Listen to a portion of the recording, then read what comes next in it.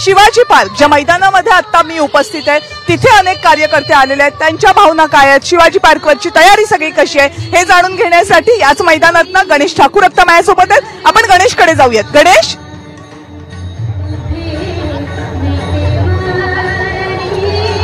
कविता 2006 साली जेव्हा पक्ष स्थापन झालं त्यावेळेला सर्वात मोठा मेळावा म्हणा किंवा सभा ही पक्षानं आयोजित केली होती। त्याच्याहून पेक्षा मोठा मेळावा आजचा असेल असा दावा मनसेकडनं करण्यात आलाय। मी आयोजकांना विचारलं, जवळपास 60,000 खुर्च्यांची व्यवस्था केली गेली आहे।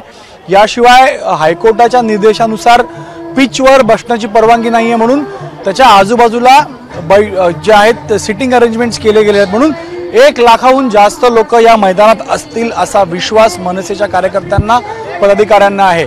मी सध्या बाळासाहेब ठाकरेंच्या स्मारकाजवळ आहे। इथूनच राज ठाकरे येणार आहेत आणि जसं आपण म्हणतो की मुंबईमध्ये बाळासाहेब ठाकरे यांच्या नावाला कोणीच अंडर एस्टिमेट करू शकत नाही।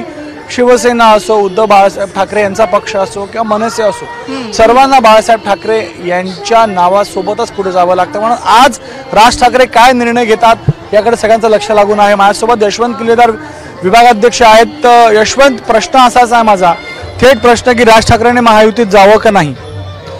याच्यावर गेले 1.5 महिना महाराष्ट्र नवनिर्माण सेनेच्या पदाधिकाऱ्यांच्या बैठका माननीय राज ठाकरे साहेबांनी घेतलेल्या आहेत। प्रत्येक पदाधिकाऱ्याने आपापलं मत त्यांच्यासमोर मांडलेलं। मत काय, जावं का नाही माझा प्रश्न? याच्यावर राज ठाकरे साहेबच निर्णय घेतील आणि वैयक्तिक मत तर काय असेल? वैयक्तिक मत जाऊ नये, एकला चलो रे जावं, एकला चलो रा। त्याचं कारण काय?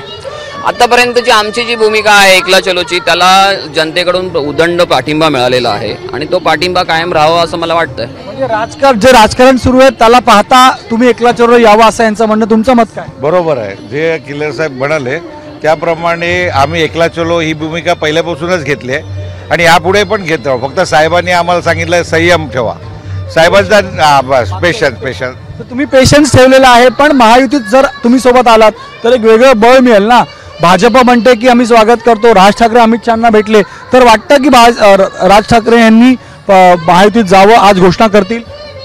मला तरी असं वाटतं की साहेबांनी करू नये घोषणा, कारण आम्ही सगळेजण एकला चलोरेच्या भूमिकेच्या बाबतीतच ठाम आहोत। पण महायुतीत गेले तर काय नुकसान होणार वाटतं तुम्हाला सगळ्यांना?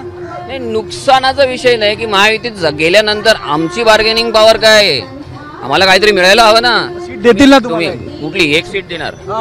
चर्चा सुरू आहे। हो, चर्चा सुरू आहे। एक नाही भागेल का तुमचं? ऐका एक मिनिट, ही चर्चा ही केवळ माध्यमांमध्ये चालू आहे। आमच्या कुठल्याही नेत्याने याच्यावर ऑफिशियल कुठलंही स्टेटमेंट दिलेलं नाहीये।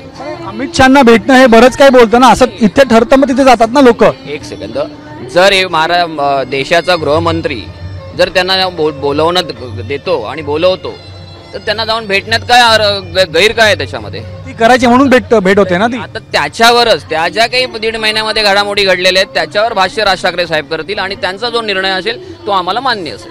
मला आणखी काही लोकांना विचार, तुम्ही सांगा मला काय वाटतं तुम्हाला, राज ठाकरे आज महायुतीची घोषणा करतील का नाही? साहेबांच्या मनात काय आहे ते सर्व उत्सुकता आहे आम्हाला देखील।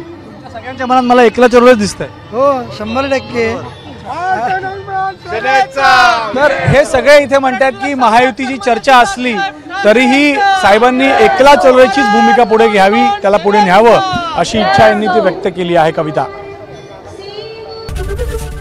एबीपी माझा, उघडा डोळे बघा नीट।